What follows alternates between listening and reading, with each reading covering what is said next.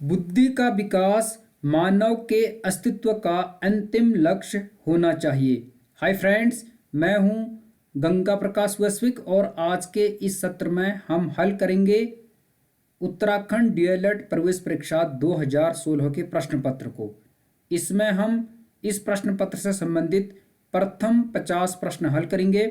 यदि आप 2022 में आयोजित हो रही डीएलएड प्रवेश परीक्षा की तैयारी कर रहे हैं या टीचिंग से संबंधित किसी अन्य प्रतियोगी परीक्षा की तैयारी कर रहे हैं जैसे सीटेट या टीटी या लेक्चरर एलटी से संबंधित कोई भी परीक्षा, तो यह सत्र आपके लिए काफ़ी इम्पोर्टेंट होने वाला है। इसलिए आप इस सत्र को धैर्य और लगन के साथ अंत तक देखने की कोशिश कीजिएगा।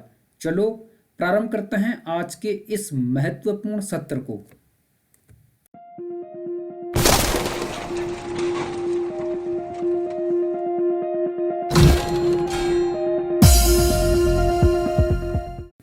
इस सत्र को आप धैर्य और लगन के साथ अंत तक देखने की कोशिश कीजिएगा। इससे आप इस परीक्षा के पैटर्न को समझने में सक्षम हो पाएंगे और कम से कम समय में टू द पॉइंट तैयारी करके इस एग्जाम को क्रैक करने में सफल हो पाएंगे।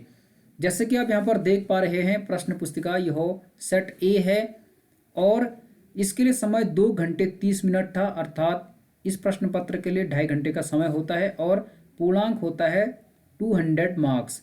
200 अंकों के 200 प्रश्न इसमें आते हैं। यहाँ पर आप कुछ महत्वपूर्ण निर्देश देख पा रहे हैं, लेकिन ये हमारे लिए इम्पोर्टेंट नहीं है। आप दूसरे नंबर के निर्देश को यहाँ पर पढ़ सकते हैं। इस प्रश्न पुस्तिका में कुल 200 बहुविकल्पीय प्रश्न हैं। प्रत्येक प्रश्न 1 अंक का है। गलत उत्तरों के लिए ऋणात्मक अंक नहीं दिए जाएंगे। तो आपको ध्यान रखना है कि इस प्रवेश परीक्षा में माइनस मार्किंग का प्रावधान नहीं होता है, अर्थात निगेटिव मार्किंग इसमें नहीं होती है। आप पूरे के पूरे प्रश्नों को हल कर सकते हैं। जो प्रश्न आपको नहीं भी आता उसे भी आप हल कर सकते हैं। तो अब हम प्रश्नों को हल करते हैं। आज के इस सत्र में हम पहले के 50 प्रश्नों को हल करेंगे और आने वाले अगले भाग में हम आगे के प्रश्नों को हल करेंगे। तो पहला प्रश्न है इसमें, निम्न में से कौन सा रूपांतरित चट्टान का उदाहरण नहीं है। रूपांतरित को कई जगह कायांतरित भी लिखा होता है, तो आपने आग्नेय शैल, अवसादी शैल और रूपांतरित शैल ये सुने होंगे। तो इनमें से कौन सा रूपांतरित या कायांतरित चट्टान का उदाहरण नहीं है, यह हमें बताना है। संगमरमर, क्वार्ट्जाइट, स्लेट या ग्रेनाइट। प्रश्न का सही उत्तर ऑप्शन नंबर डी है। ग्रेनाइट रूपांतरित चट्टान का उदाहरण नहीं है, बल्कि यह एक आग्नेय शैल है। बाकी संगमरमर, क्वार्ट्जाइट और स्लेट ये रूपांतरित शैल हैं, यानी कायांतरित शैल हैं, जिसे चट्टान भी कह सकते हैं, शैल भी कह सकते हैं। दूसरा प्रश्न यहां पर आप देख लीजिए, डोलड्रम क्या है। तो मैं सीधे इसका उत्तर बताऊंगा। इस प्रश्न का सही उत्तर है ऑप्शन नंबर बी, उष्ण कटिबंधीय पवन पेटी। तो इसका सही उत्तर हो जाएगा ऑप्शन नंबर बी, डोलड्रम उष्ण कटिबंधीय पवन पेटी है। आप वीडियो को पॉज करके प्रश्नों को पढ़ के उसके ऑप्शन को पढ़ के उत्तर देने की कोशिश कीजिएगा। तीसरा प्रश्न इसमें था, उत्तरी गोलार्ध में रहने वालों के लिए 21 जून वर्ष का सबसे लंबा दिन है। दक्षिणी गोलार्ध में रहने वालों के लिए वर्ष का सबसे छोटा दिन कौन सा होगा। 21 मार्च, 21 दिसंबर, 21 सितंबर या 21 जून। प्रश्न का सही उत्तर ऑप्शन नंबर डी होगा, 21 जून दक्षिणी गोलार्ध में रहने वालों के लिए वर्ष का सबसे छोटा दिन होगा। ये आप अपने अनुमान से भी सही कर सकते थे, क्योंकि उत्तरी गोलार्ध में रहने वालों के लिए 21 जून वर्ष का सबसे लंबा दिन है। 21 जून को विश्व योग दिवस मनाया जाता है। तो दक्षिणी गोलार्ध में यह दिन सबसे छोटा हो जाएगा, तो इसका उत्तर ऑप्शन नंबर डी हो जाएगा। तो मुझे लगता है आप इस प्रश्न को हल करने में सक्षम हो पाएंगे और आसानी से कर पा रहे होंगे। अगला प्रश्न यहाँ पर पूछा गया था, प्रश्न नंबर 4, जैसे कि आप यहाँ पर देख पा रहे हैं। इसमें पूछा था, संघीय बजट में राजकोषीय घाटे का अर्थ है। संघीय बजट जिसे केंद्रीय बजट भी कहते हैं, तो इसमें राजकोषीय घाटे का क्या अर्थ है। मैं सीधे उत्तर बताऊंगा। प्रश्न नंबर 4 का उत्तर होगा ऑप्शन नंबर सी, बजट घाटे और आंतरिक तथा बाह्य ऋणदान में निव्वल वृद्धि का योग, इसे कहते हैं राजकोषीय घाटा। तो आप प्रश्नों को हल करते समय प्रश्न भी पढ़िए, चारों ऑप्शन को पढ़िए, वीडियो को पॉज करके जवाब देने की कोशिश कीजिए, तभी आपको वीडियो को देखने का फायदा मिलेगा। अगला प्रश्न यहाँ पर पूछा गया था, भारत का आर्थिक सर्वेक्षण प्रत्येक वर्ष सरकारी तौर पर प्रकाशित किया जाता है, तो इनमें से किसके द्वारा प्रत्येक वर्ष भारत का आर्थिक सर्वेक्षण प्रकाशित किया जाता है? इस प्रश्न का सही उत्तर होगा ऑप्शन नंबर बी, भारत सरकार के वित्त मंत्रालय द्वारा। तो वित्त विभाग यानी वित्त मंत्रालय द्वारा भारत का आर्थिक सर्वेक्षण प्रत्येक वर्ष प्रकाशित किया जाता है, तो इसका उत्तर ऑप्शन नंबर बी हो जाएगा। अगला प्रश्न है, ये काफ़ी सरल प्रश्न है, आप वीडियो को पॉज करके पढ़िए, जवाब देने की कोशिश कीजिए। यहाँ पर पूछा गया था इको मार्क क्या है? इसका सही उत्तर है ऑप्शन नंबर बी, पर्यावरण अनुकूली उपभोक्ता उत्पादन को नाम पत्रित करने की योजना को कहते हैं इको मार्क। तो पर्यावरण का जो अनुकूल उपभोक्ता उत्पादन को नाम पत्रित करने की योजना है, इसी को क्या कहते हैं? Eco mark. तो सही उत्तर है ऑप्शन नंबर बी। इस प्रवेश परीक्षा में सभी विषयों से लगभग प्रश्न पूछे जाते हैं, तो आपको तैयारी करने की जरूरत है। अगला प्रश्न है, वर्ल्ड डेवलपमेंट रिपोर्ट एक वार्षिक प्रकाशन है, तो इन चारों में से कौन सी संस्था वर्ल्ड डेवलपमेंट रिपोर्ट का वार्षिक प्रकाशन यानी एनुअल पब्लिकेशन करता है? इस प्रश्न का सही उत्तर ऑप्शन नंबर सी है, अंतर्राष्ट्रीय पुनर्निर्माण एवं विकास बैंक। तो अंतर्राष्ट्रीय पुनर्निर्माण एवं विकास बैंक का वार्षिक प्रकाशन है world development report, option number C इस प्रश्न का सही उत्तर हो जाएगा। अगला प्रश्न है यहाँ पर प्रश्न संख्या 8, यह करंट अफेयर से संबंधित प्रश्न था, तो इससे हम पढ़ लेते हैं। केंद्रीय बजट 2017-18 में शिक्षा की गुणवत्ता, शोध, स्वायत्तता और विज्ञान पर जोर दिया गया है। इस बजट में उच्च शिक्षा में प्रवेश के लिए एक राष्ट्रीय प्रवेश परीक्षा एजेंसी के गठन की बात कही गई है। इससे पूर्व इसकी परीक्षा एजेंसी थी। तो एक राष्ट्रीय प्रवेश परीक्षा एजेंसी के गठन का प्रावधान किया गया था केंद्रीय बजट 2017-18 में। तो उससे पहले इसकी जगह कौन सी परीक्षा एजेंसी थी? इसका सही उत्तर है ऑप्शन नंबर बी, CBSE। ठीक है, central board of secondary education. अब इसकी जगह आ गया NTA, जो प्रवेश परीक्षा करवाती है, तो इसे कहते हैं नेशनल टेस्टिंग एजेंसी यानी राष्ट्रीय प्रवेश परीक्षा एजेंसी। तो इसका सही उत्तर है ऑप्शन नंबर बी।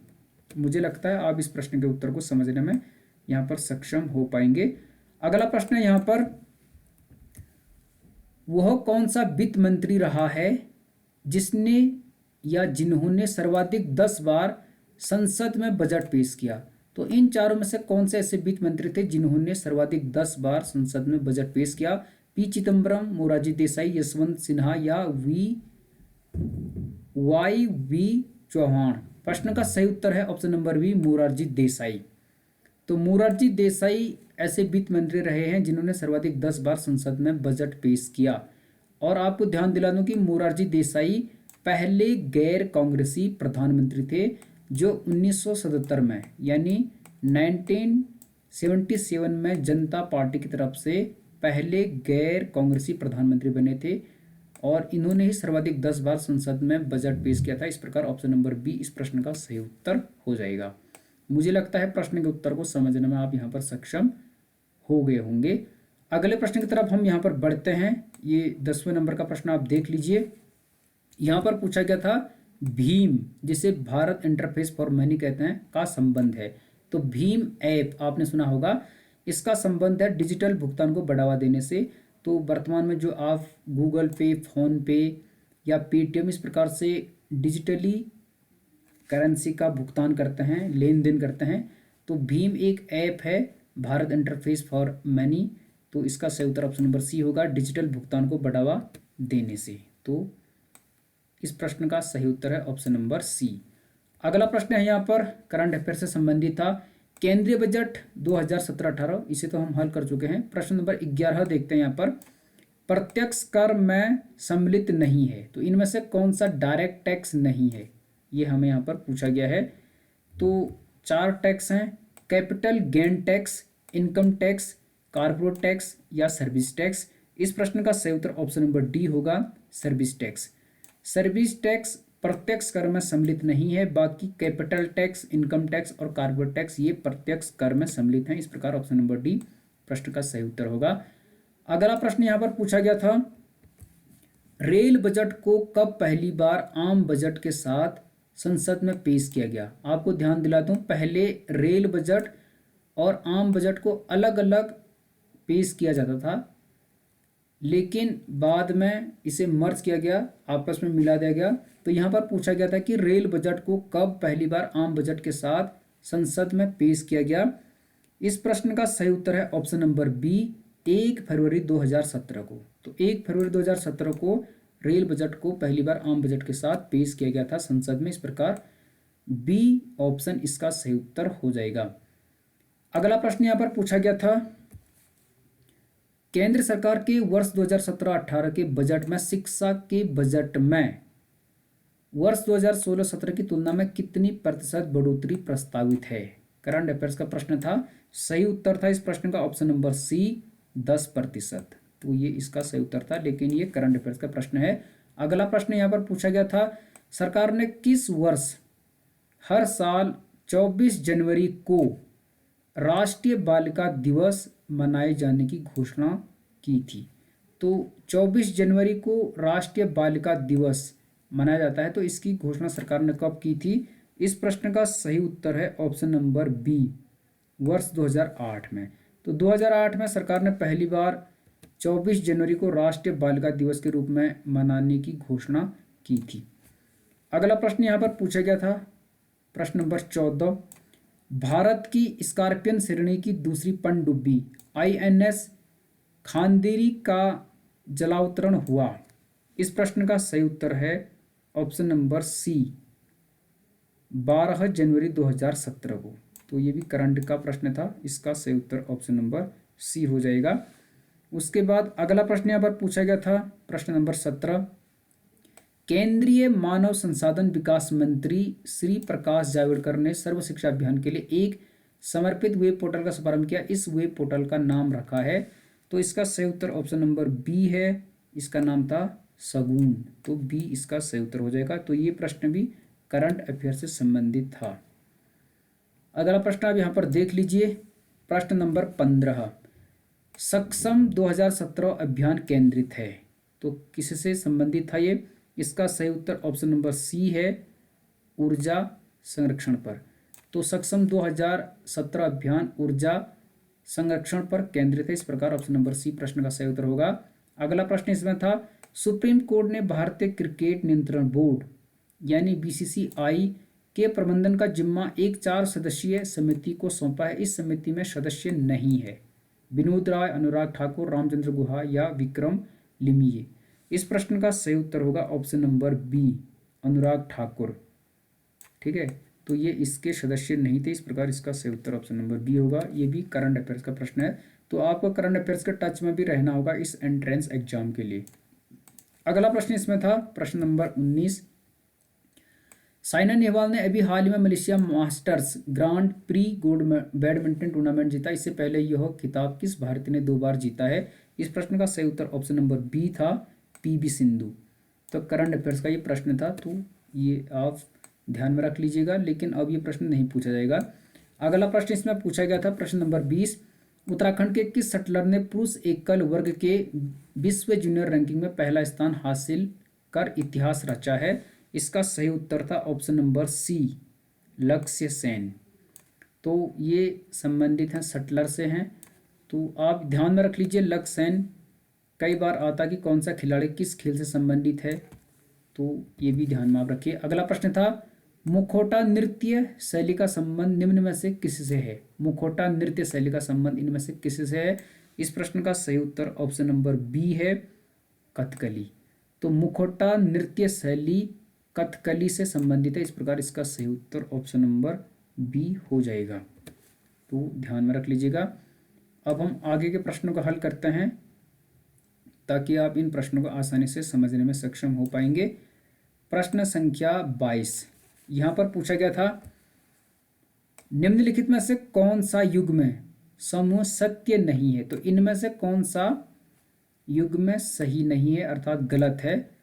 तो इसका सही उत्तर मैं आपको बताऊंगा, आप वीडियो को पॉज करके उत्तर ढूंढने की कोशिश कर सकते हैं। प्रश्न का सही उत्तर है ऑप्शन नंबर सी, बिस्मिल्लाह खां तबला वादक नहीं है बल्कि शहनाई वादक थे ये, तो ये गलत है।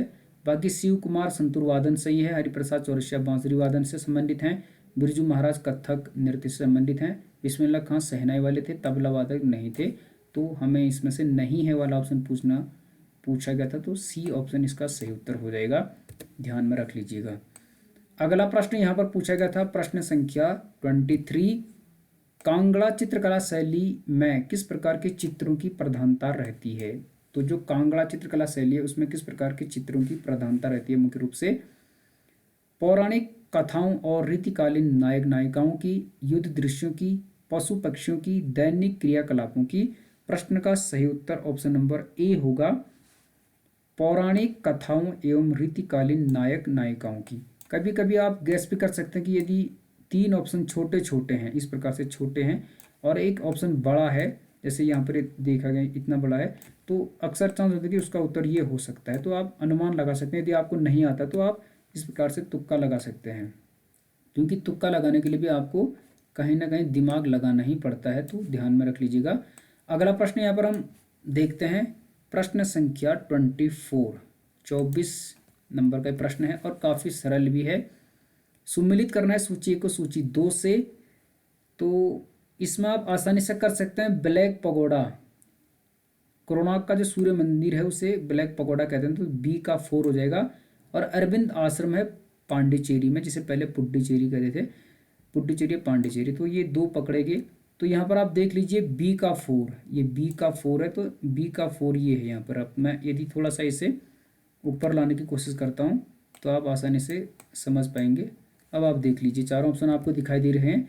तो ब्लैक पगोडा है कोणार्क में, यानी कोणार्क के सूर्य मंदिर को ब्लैक पगोडा भी कहते हैं, तो बी का 4, तो ये है बी, और बी का 4 ये दिया गया है, तो सही हो गया। और इसी प्रकार अरविंद आश्रम यानी डी का 1, तो डी का 1 है, डी का 2 अरविंद आश्रम है पांडिचेरी में, तो डी का 2 देख लीजिए, तो डी का 2 ये है। तो इस प्रकार ऑप्शन नंबर बी 1 2 अगर आपको आते हैं तो सही उत्तर आपका हो जाएगा, तो इससे आप आसानी से कर पाएंगे। 1 का ए, तो वृंदावन गार्डन्स मैसूर में ही है। और इसी प्रकार से सी का 3 सालार जंग संग्रहालय हैदराबाद में है, तो ऑप्शन नंबर जो बी है इसका सही उत्तर हो जाएगा।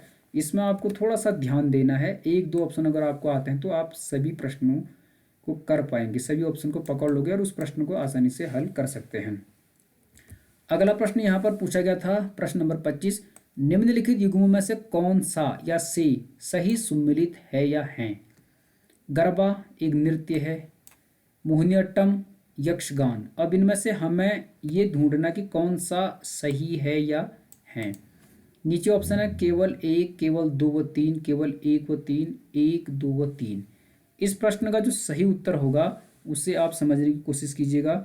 सही उत्तर है ऑप्शन नंबर सी, केवल 1 व 3। 25 नंबर का प्रश्न है, तो 1 और 3 सही है, यानी गरबा गुजरात का है और यक्षगान कर्नाटक का है। मोहिनीअट्टम कहाँ का है आप बताने की कोशिश कीजिएगा, ठीक है। मोहिनीअट्टम किस राज्य का संबंधित है, तो आप बताने की कोशिश कीजिएगा यदि आपको कमेंट सेक्शन में आता है। तो इस प्रश्न का सही उत्तर है ऑप्शन नंबर सी, 1 और 3। गरबा नृत्य गुजरात में होता है, यक्षगान कर्नाटक का है, तो ये इसका उत्तर हो जाएगा। अगला प्रश्न है यहाँ पर प्रश्न संख्या 26, भारतीय संविधान की किस अनुसूची में दल बदल विरोध विषयक उपबंध है, यानी एंटी डिफेक्शन लॉ का प्रावधान किया गया है भारतीय संविधान की किस अनुसूची में, अर्थात किस शेड्यूल में। सीधे उत्तर पर ले जाऊंगा, ऑप्शन नंबर डी होगा 10वीं अनुसूची। तो 10वीं अनुसूची संबंधित है दल बदल कानून से, यानी एंटी डिफेक्शन लॉ से संबंधित, और यह अस्तित्व में आया था 52वां संविधान संशोधन अधिनियम 1985 में। तो 1985 में यह अनुसूची जोड़ी गई थी और इसमें दल बदल कानून अस्तित्व में लाया गया था 52वां संविधान संशोधन अधिनियम 1985 द्वारा, और इस समय प्रधानमंत्री थे स्वर्गीय राजीव गांधी। तो ये आप ध्यान में रख लीजिएगा। अगला प्रश्न यहाँ पर है 27वें नंबर का प्रश्न है, ये भी काफ़ी सरल है, मुझे लगता है आपको आता होगा। कि संविधान संशोधन द्वारा भारतीय नागरिकों के मूल कर्तव्यों में 11वां मूल कर्तव्य जोड़ा गया। तो कौन सा ऐसा संविधान संशोधन अधिनियम था जिसके द्वारा भारतीय नागरिकों के जो मूल कर्तव्य हैं उनमें 11वां मूल कर्तव्य या कई जगह मौलिक कर्तव्य, जिसे अंग्रेजी में फंडामेंटल ड्यूटीज कहते हैं, जोड़ा गया। सही उत्तर है ऑप्शन नंबर ए, 86वां संविधान संशोधन विधेयक 2002। तो इस समय ये जोड़ा गया था, तो इसका सही उत्तर ऑप्शन नंबर ए होगा। आपको ध्यान दिला दूं कि भारतीय संविधान में जो मूल कर्तव्य हैं यानी मौलिक कर्तव्य हैं वे रखे गए हैं भारतीय संविधान के भाग 4 को में रखे गए हैं। और अनुच्छेद की बात करें तो अनुच्छेद है 51 को, या कई जगह 51A लिखा होगा अंग्रेजी में, और अनुच्छेद है 51 को या 51A, और भाग है भाग 4 को। और ये जोड़े गए थे कब? 42वें संविधान संशोधन अधिनियम 1976 द्वारा, जब इंदिरा गांधी देश की प्रधानमंत्री थी। उस समय भारतीय संविधान में मूल कर्तव्यों का समावेश किया गया सरदार स्वर्ण सिंह कमेटी की सिफारिश के उपरांत सोवियत संघ रूस के संविधान से। फिर 11वां मौलिक कर्तव्य, जब 1976 में 42वें संविधान संशोधन अधिनियम द्वारा मूल कर्तव्यों का समावेश किया गया, तो उस समय इनकी संख्या केवल 10 थी।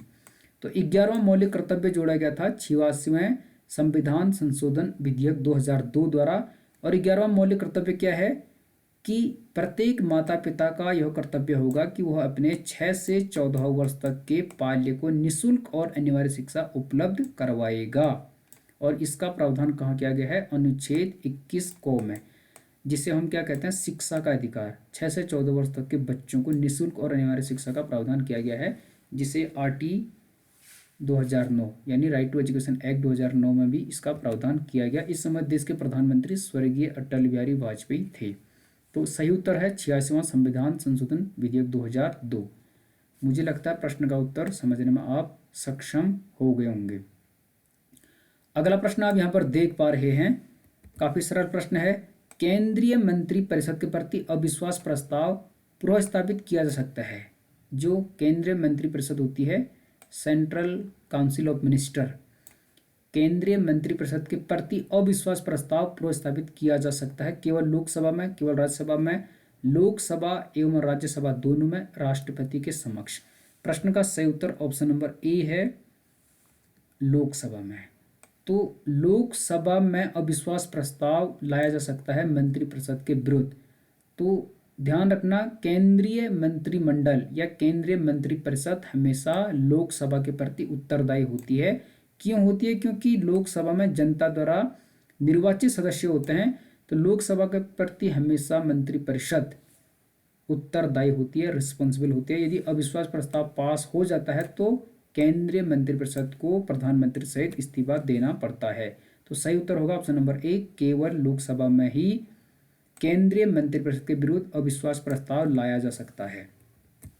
अगला प्रश्न है यहाँ पर, स्वतंत्रता आंदोलन के इतिहास में भारतीय राष्ट्रीय कांग्रेस के लाहौर अधिवेशन 1929 का विशेष महत्व है, क्योंकि जो भारतीय राष्ट्रीय कांग्रेस का लाहौर अधिवेशन हुआ था 1929 में, और हुआ कहाँ पे था? पाकिस्तान के लाहौर के रावी नदी के तट पर, रावी नदी के तट पर लाहौर में हुआ था 1929 में। तो इसका विशेष महत्व है, क्यों है? इस प्रश्न का जो सही उत्तर है वो है ऑप्शन नंबर बी, कांग्रेस के लक्ष्य के तौर पर पूर्ण स्वराज्य प्राप्ति को स्वीकृत किया गया था। तो जो भारतीय राष्ट्रीय कांग्रेस का लाहौर अधिवेशन हुआ था 1929 में, इसमें ही पहली बार पूर्ण स्वराज की मांग की गई थी और कांग्रेस के लक्ष्य के तौर पर पूर्ण स्वराज प्राप्ति को स्वीकार किया गया था। और आपको ध्यान दिला दूं कि इसीलिए प्रत्येक वर्ष, तो 26 जनवरी था, 26 जनवरी को स्वतंत्रता दिवस के रूप में मनाने का निर्णय लिया गया था इसी कांग्रेस के अधिवेशन में। तो 1930 से 1947 तक प्रतिवर्ष 26 जनवरी को हमने स्वतंत्रता दिवस के रूप में मनाया, लेकिन बाद में हमने इसी तिथि को गणतंत्र दिवस के रूप में रखा, इसलिए हमने 26 जनवरी 1950 को भारत का संविधान लागू किया। सही उत्तर है ऑप्शन नंबर बी, कांग्रेस के लक्ष्य के तौर पर पूर्ण स्वराज प्राप्ति को स्वीकार किया गया था कांग्रेस के लाहौर अधिवेशन 1929 में। और इसकी अध्यक्षता किसने की थी? पंडित जवाहरलाल नेहरू ने। हमेशा ध्यान रखना 1929 का जो लाहौर अधिवेशन हुआ था भारतीय राष्ट्रीय कांग्रेस का, उसकी अध्यक्षता की थी पंडित जवाहरलाल नेहरू ने, और उसमें पूर्ण स्वराज की मांग को स्वीकृत किया गया था। अगला प्रश्न है, ओलिव रिडले प्रजाति के कछुओं के अंडे देने के पसंदीदा स्थान के रूप में प्रसिद्ध भीतरकनिका सेंचुरी कहाँ स्थित है? तो भीतरकनिका सेंचुरी कहाँ स्थित है? इस प्रश्न का सही उत्तर है ऑप्शन नंबर ए, यह उड़ीसा में है। कई जगह उड़ीसा लिखा होगा लेकिन इसे आप उड़ीसा कहते हैं। तो भीतरकनिका सेंचुरी है उड़ीसा में, और यह फेमस किसके लिए है? ओलिव रिडले प्रजाति के कछुओं के अंडे देने के पसंदीदा स्थान के रूप में। तो प्रश्न का सही उत्तर ऑप्शन नंबर ए होगा, उड़ीसा भीतरकनिका जो सेंचुरी है उसके लिए फेमस है। अगला प्रश्न यहाँ पर है, पद्म श्री डॉक्टर अनिल प्रकाश जोशी का संबंध है। तो काफी सरल प्रश्न है। डॉक्टर अनिल प्रकाश जोशी का संबंध पर्यावरण संरक्षण से संबंधित है। तो ये तो सभी को आता होगा। इसका सही उत्तर ऑप्शन नंबर ए हो जाएगा। सुंदरलाल बहुगुणा और चंडी प्रसाद भट्ट, अनिल प्रकाश जोशी, इनका नाम आपने सुना होगा, कल्याण सिंह रावत, तो ये पर्यावरणविद हैं, आप ध्यान में रख लीजिएगा। अगला प्रश्न यहाँ पर पूछा गया है, भारत के सर्वोच्च न्यायालय में न्यायाधीशों की संख्या में वृद्धि करने की शक्ति किसमें निहित है? तो भारत के सर्वोच्च न्यायालय में न्यायाधीशों की जो संख्या होती है उसको बढ़ाने यानी उनमें वृद्धि करने की शक्ति किसमें निहित है? भारत के राष्ट्रपति, संसद, भारत के मुख्य न्यायाधीश या विधि आयोग? इस प्रश्न का सही उत्तर ऑप्शन नंबर बी होगा, संसद। तो संसद के पास ही हो सकती है कि वह सर्वोच्च न्यायालय, जिसे हम सुप्रीम कोर्ट कहते हैं, उसमें न्यायाधीशों की संख्या को बढ़ा सकती है। ठीक है, उसमें एक मुख्य न्यायाधीश होता है और अन्य न्यायाधीश होते हैं। वर्तमान में इनकी संख्या 33 है।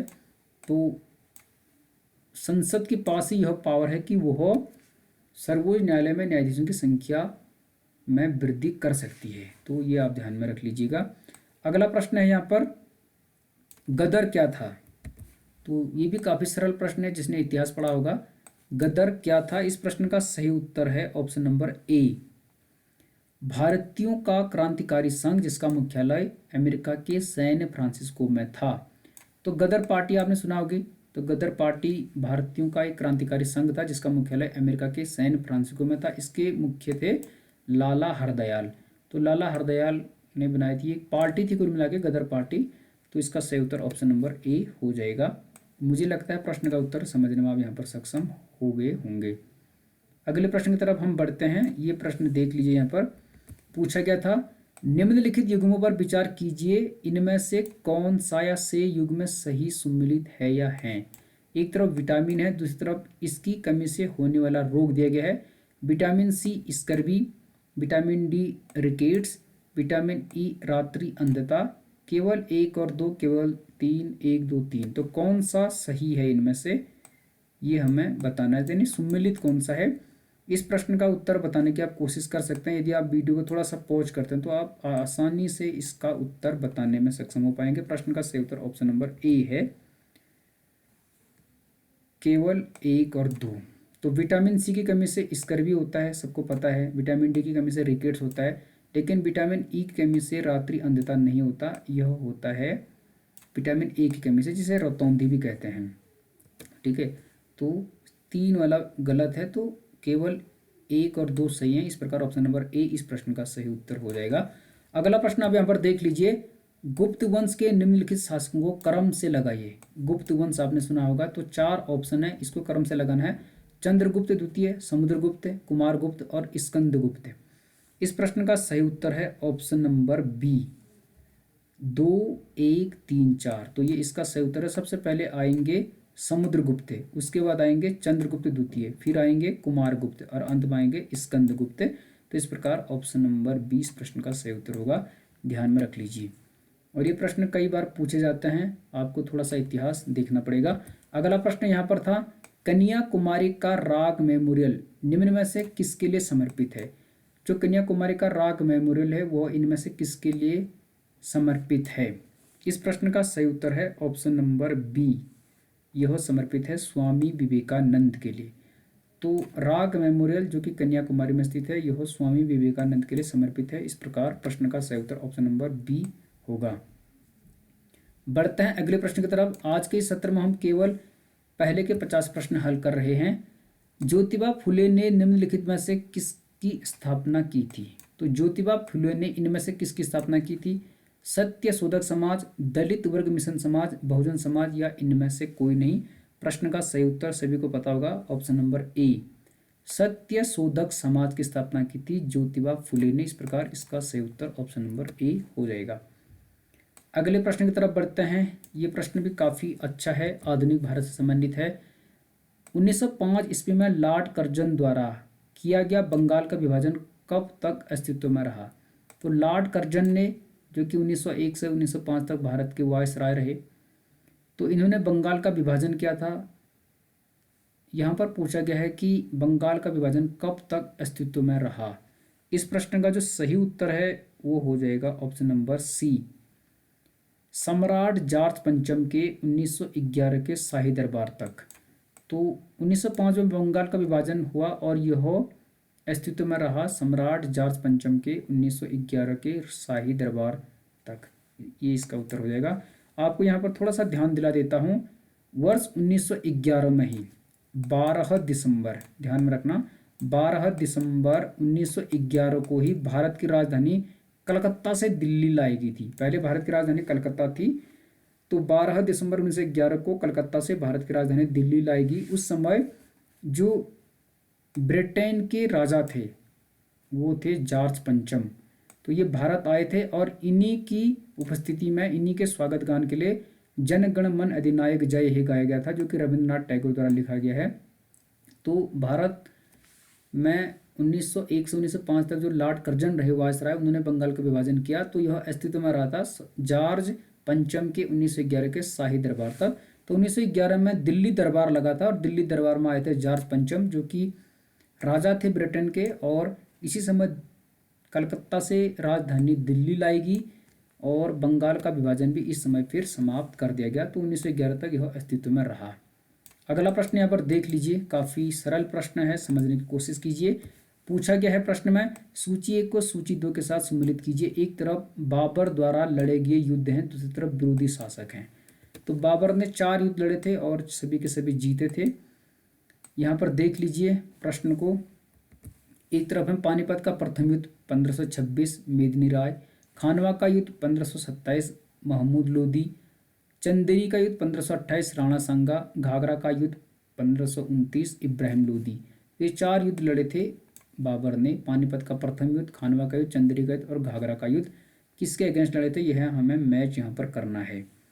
तो मुझे लगता है आप आसानी से समझने की कोशिश कर रहे होंगे। यदि आ रहा है तो आप वीडियो को पॉज करो और जवाब देने की आप यहाँ पर कोशिश कर सकते हैं। ठीक है, इस प्रश्न का सही उत्तर ऑप्शन नंबर ए है। ठीक है, ये वाला ऑप्शन सही हो जाएगा, तो ए का हो जाएगा 4।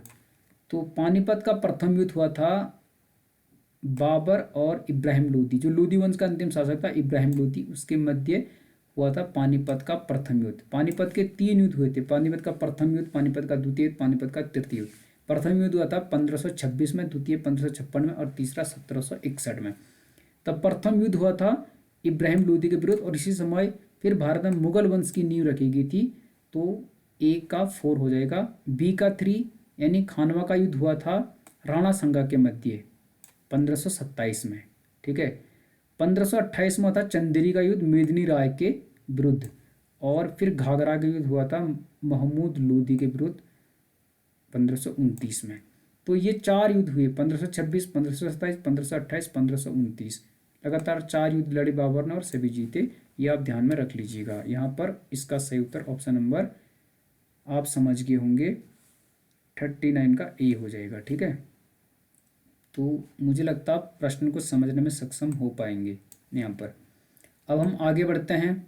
11 प्रश्न और आज हम हल करेंगे।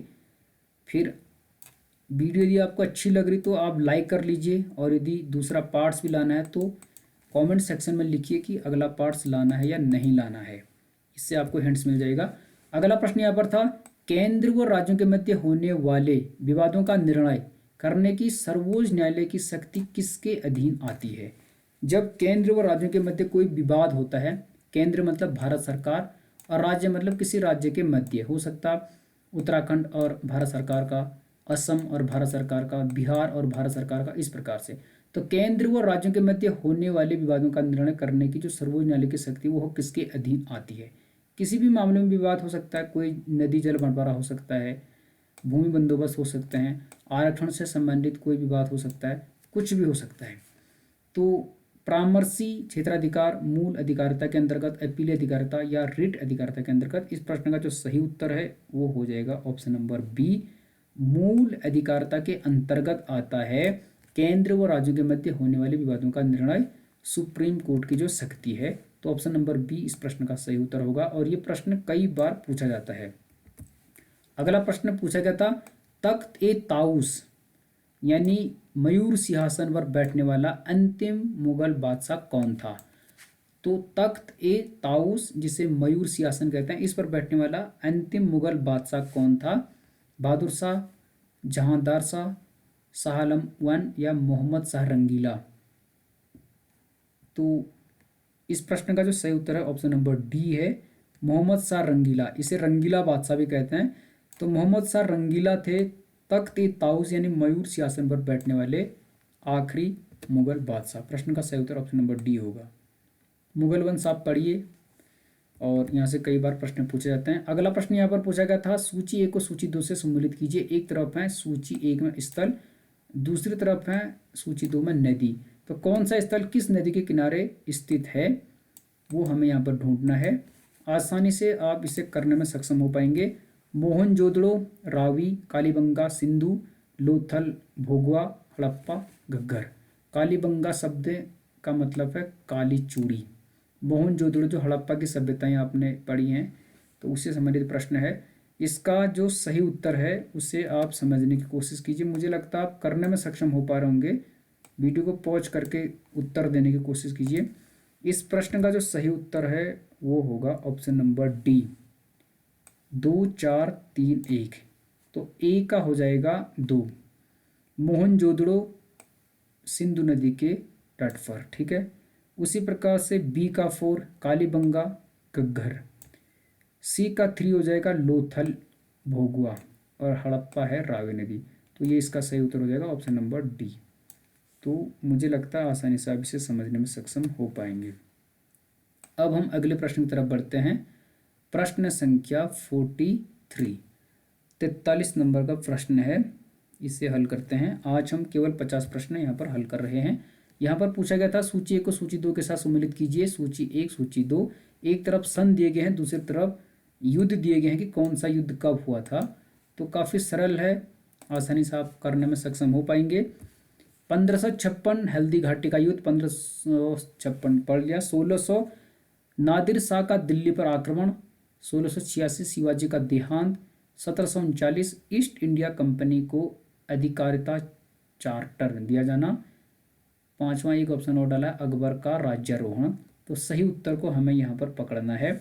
प्रश्न का सही उत्तर हो जाएगा ऑप्शन नंबर ए, 5 4 3 2। तो 1556 में क्या हुआ था? अकबर का राज्यारोहण हुआ था, 1 का 5। और इसी 1526 और 1556 फिर अकबर ने ही क्या लड़ा था? पानीपत का द्वितीय युद्ध। तो ध्यान में रख लीजिए आप, 1 का 5। तो 1556 में अकबर का राज्यारोहण हुआ था। उसके बाद बी का 4, 1600 में, ये तो सबको आता ही है, ईस्ट इंडिया कंपनी भारत को आई थी और अधिकारिता चार्टर दिया गया था।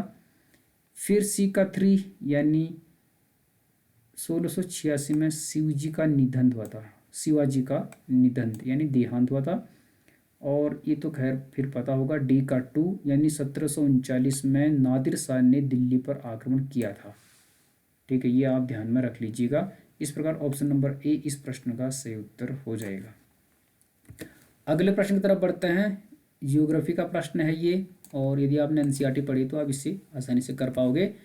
नव निश्चयवाद अथवा रुको और जाओ निश्चयवाद संकल्पना के प्रतिपादक कौन है? तो नव निश्चयवाद किसने दिया, जिसे रुको और जाओ निश्चयवाद भी कहते हैं? तो Ellen C Semple, Griffith Taylor, Ratzel, Paul Vidal, de la Blache. प्रश्न का सही उत्तर ऑप्शन नंबर बी है, ग्रिफिथ टेलर। ये अमेरिकन है और इन्होंने दिया है नव निश्चयवाद। 3 है, एक है निश्चयवाद, एक है संभववाद और एक है नव निश्चयवाद, जिसे रुको और जाओ निश्चयवाद कहते हैं। तो ग्रिफिथ टेलर ने दिया है नव निश्चयवाद, ये आप ध्यान में रख लीजिएगा। ठीक है, सबसे पहला आता है निश्चयवाद, फिर आता है संभववाद और फिर आता है नव निश्चयवाद। तो इसका सही उत्तर है option number B, Griffith Taylor का है नव निश्चयवाद।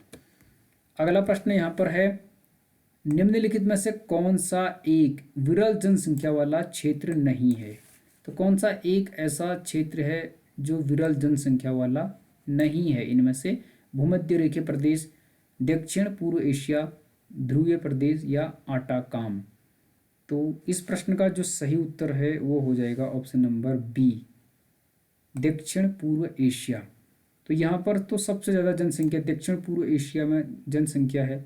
आप Indonesia, Malaysia, Singapore, Thailand, Vietnam, Cambodia, Brunei, Laos, इन देशों के नाम आपने सुने होंगे। दक्षिण पूर्व एशिया यानी जो आसियान कंट्रीज हैं वो यहाँ पर निवास करते हैं। तो विरल जनसंख्या वाला क्षेत्र ये नहीं है। बाकी ध्रुवीय प्रदेश में जनसंख्या कम होगी, आटाकाम में भी कम होगी, भूमध्य रेखीय प्रदेश में कम होगी। तो ऑप्शन नंबर 20 का सही उत्तर होगा। तो ये आप ध्यान में रख लीजिए। अगले प्रश्न की तरफ बढ़ते हैं। प्रश्न संख्या यहाँ पर है 46। यहाँ पर पूछा गया था, निम्न कृषि के प्रकारों में से कौन सा प्रकार कर्तन दहन कृषि का प्रकार है। तो इनमें से कौन सा कृषि का प्रकार कर्तन दहन का प्रकार है? इसका सही उत्तर है ऑप्शन नंबर डी, आदिकालीन निर्वाह कृषि। तो आदिकालीन निर्वाह कृषि को कर्तन दहन कृषि भी कहा जाता है। तो इसका उत्तर है ऑप्शन नंबर डी। तो ध्यान में रख लीजिए। अब हम आखिरी के 4 प्रश्न और हल करते हैं, ध्यान से समझने की कोशिश कीजिए ताकि आप इसे समझ पाएंगे। यहाँ पर पूछा गया था, बिग इंच पाइपलाइन के द्वारा प्रवाहित किया जाता है। तो बिग इंच पाइपलाइन के द्वारा क्या प्रवाहित किया जाता है? पेट्रोलियम, दूध, जल या तरल पेट्रोलियम गैस, जिसे एलपीजी कहते हैं, लिक्विफाइड पेट्रोलियम गैस।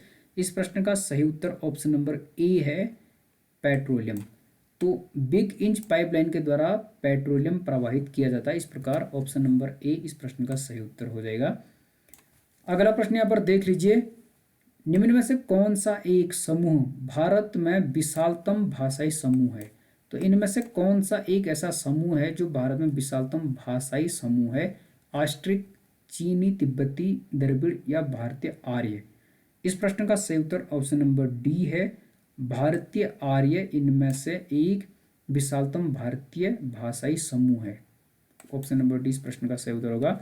आखिरी के 2 प्रश्न हम हल कर रहे हैं, बाकी 150 प्रश्न हम आज के हल करेंगे। यदि वीडियो अच्छी लगी तो लाइक कर लीजिएगा, चैनल यदि सब्सक्राइब नहीं किया तो कर लीजिएगा और कमेंट कीजिएगा हमारे हौसले बढ़ाने के लिए, ताकि हम वीडियो बनाते रहें।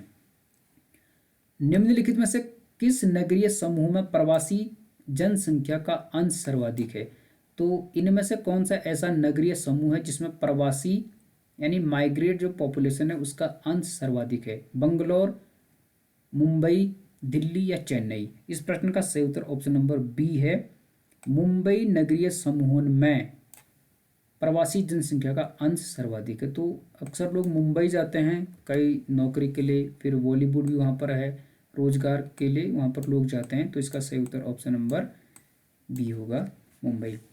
अगला प्रश्न है और यही आज का आखिरी प्रश्न है, भारत की जनगणना के अनुसार निम्नलिखित में से कौन सी एक विशेषता नगर की परिभाषा का अंग नहीं है? तो भारत की जनगणना के अनुसार निम्नलिखित में से कौन सी एक विशेषता नगर की परिभाषा का अंग नहीं है? तो नगर की परिभाषा में कौन सा एक नहीं आता इनमें से? जनसंख्या का घनत्व 400 व्यक्ति प्रति वर्ग किलोमीटर, नगर पालिका नगर निगम का होना, 75% से अधिक जनसंख्या का गैर कृषि कार्यों में संलग्न होना, या जनसंख्या का आकार 5000 व्यक्तियों से अधिक। इस प्रश्न का सही उत्तर ऑप्शन नंबर बी होगा, नगर पालिका नगर निगम का होना। तो ये नहीं है, बाकी ए, सी और डी सही उत्तर हो जाएंगे। तो बी वाला नहीं होगा, यही इसका उत्तर हो जाएगा। तो आज के इस सत्र में हमने कुल 50 क्वेश्चन हल किए, आगे और 150 प्रश्न बचे हैं। कुल मिलाकर इस प्रश्न पत्र में 200 प्रश्न हैं। तो इससे आपको ये अनुमान लग रहा होगा कि कैसे इसमें प्रश्न आते हैं। आगे के पार्ट्स में हम अन्य प्रश्नों को हल करेंगे, उससे आपका अनुमान और भी मजबूत होगा और आप टू द पॉइंट तैयारी करके डीएलएड को क्रैक करके प्राइमरी शिक्षक या शिक्षिका बनने के अपने सपनों को पूर्ण करने में सक्षम हो पाएंगे। वीडियो अच्छी लगी तो लाइक कीजिए, चैनल यदि सब्सक्राइब नहीं किया तो कर लीजिएगा ताकि हर वीडियो का लेटेस्ट नोटिफिकेशन सबसे पहले आपको मिल सके। मिलते हैं अगले पार्ट्स में, तब तक बने रहिए गंगा प्रकाश वैश्विक और your selection sure YouTube channel के साथ। आपका बहुत बहुत धन्यवाद। अपना ख्याल रखिए, स्वस्थ रहिए, मस्त रहिए और बिंदास रहिए। All the best.